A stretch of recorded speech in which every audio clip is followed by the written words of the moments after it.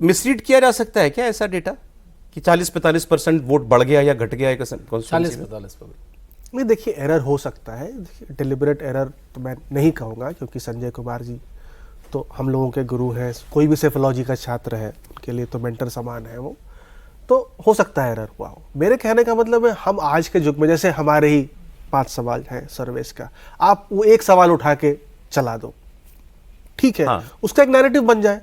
अगर किसी ने 5 सवाल के जवाब नहीं दिए, यहाँ पे तो एरर है। एक मिनट, एक सवाल पूछ रहे, आपका डेटा है, आपने सर्वे कराया है, उसमें कोई आता है इतनी बड़ी एनोमली, तो आप बेसिक बात है कि एक बार उसको रीचेक करें। वही मैं कह रहा हूँ कि जो भी चेक्स एंड बैलेंसेस उस ट्वीट करने से पहले फॉलो किए जाने चाहिए थे, नहीं किए गए, तभी ये एरर है और तभी उन्होंने वो ट्वीट वापस ले लिया। लेकिन जो नैरेटिव की बात मैं कह रहा हूँ सर, नैरेटिव आज क्या है कि आप कोई ट्वीट करें, मैं तो डेटा पे नहीं आ रहा हूँ, ठीक है, व्यक्ति आपका उठा के एक नैरेटिव चला सकता है, मैं कोई ट्वीट करूं वो कोई नैरेटिव चला देता है। डेटा हथियार बन गया है, डेटा हथियार बन गया है, करेक्ट।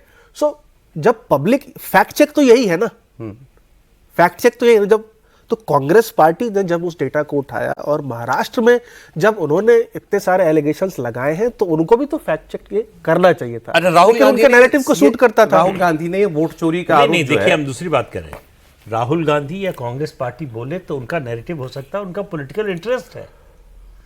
किसी सेफोलॉजी की किसी संस्था का क्या नैरेटिव हो सकता है? नहीं, वही मैं कह रहा हूँ कि इन दोनों चीजों को बिना किसी प्रूफ के ऐसे जोड़ना मुझे लगता है सही नहीं होगा। तो उन्होंने ही दे दिया, उन्होंने मान लिया कि गलत किया। नहीं तो ठीक है, गलती तो सर जेन्युइन एरर या डेलिबरेट एरर, और इस समय एरर तो दो है बात। इसी हफ्ते में वही मैं कह रहा हूँ ना, 3 दिन में महाराष्ट्र का चुनाव का रिजल्ट वो आज दे रहे हैं, मतलब वही मैं कह रहा हूँ कि चेक्स एंड बैलेंसेस जो है, आप तो इतना डेटा हैंडल करते हैं, 2%, 3%, 4% भी डेटा, तो मतलब अच्छा क्या हो गया? 38%, मतलब 10 भी आता तो एक नॉर्मल आदमी का 10% वोटर चेंज हो गया, 38%, तो आपकी आंखें नहीं चौंक जाएंगी किसी की?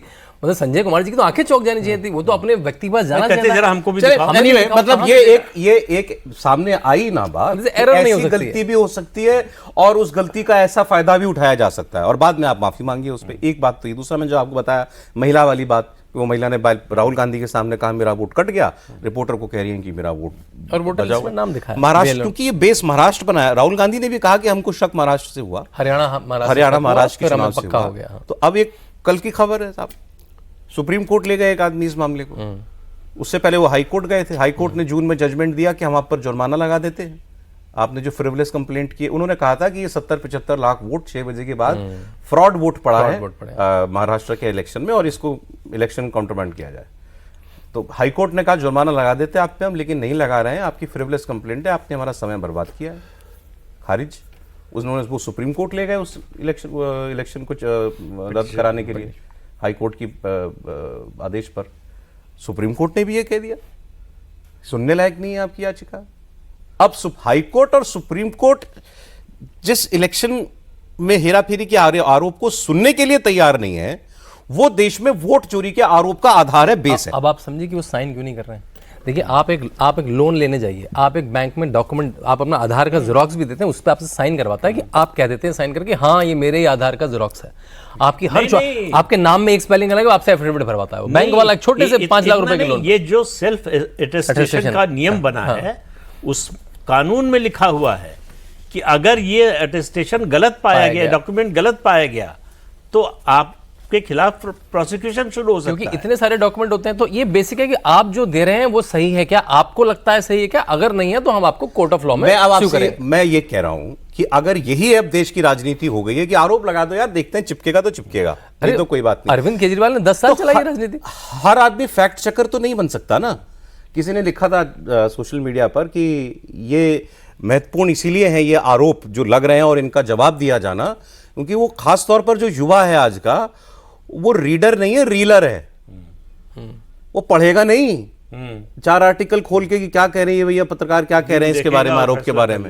वो तो राहुल गांधी की रील देखेगा इंस्टाग्राम पे या यूट्यूब पर वीडियो देखेगा। और कांग्रेस बड़ी स्मार्टली आजकल छोटी छोटी वीडियो बनाती है राहुल गांधी के। राहुल गांधी कह रहा देश में वोट चोरी हो रही है। नहीं, इसमें मेरे ख्याल से इलेक्शन कमीशन को इंप्रेस होगा, वो इलेक्शन कमीशन को ऐसे किसी आरोप को बहुत जोर से लेना चाहिए जो इलेक्शन कमीशन ने पहले मिस करें। जैसे जयराम रमेश ने 3 जून को कहा कि 120 डीएम को अमित शाह ने 150 डीएम को अमित शाह ने कॉल करा और कल ऐसा रिजल्ट आने वाला है। इलेक्शन कमीशन ने कहा आपके पास डेटा है, उन्होंने कहा हाँ डेटा है, मैं 1 हफ्ते में दूंगा।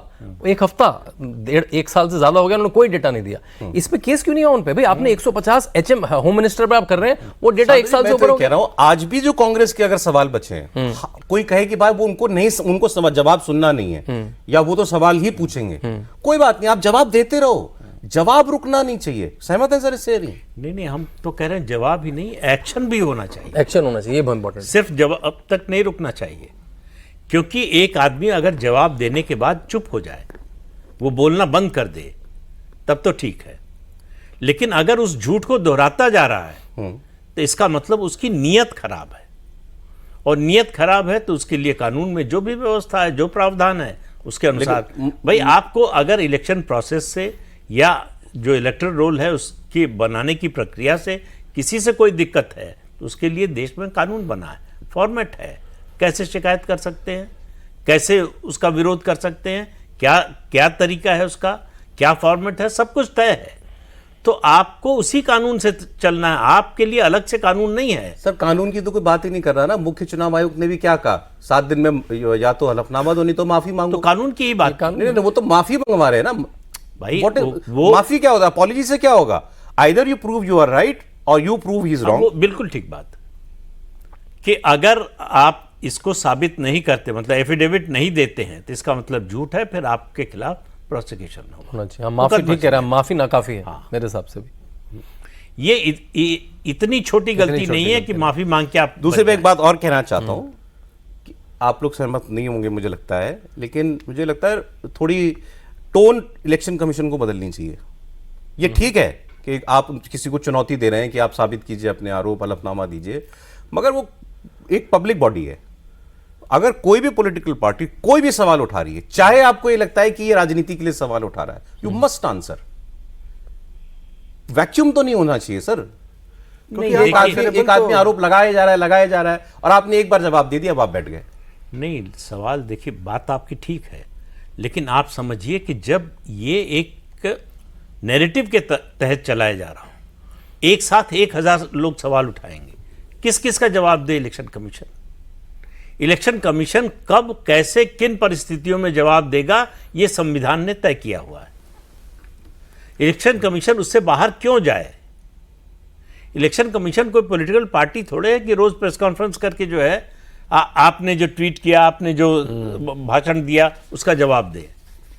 इलेक्शन कमीशन के पास जब लिखित शिकायत आएगी तो उसका जवाब देगा। यही होना चाहिए।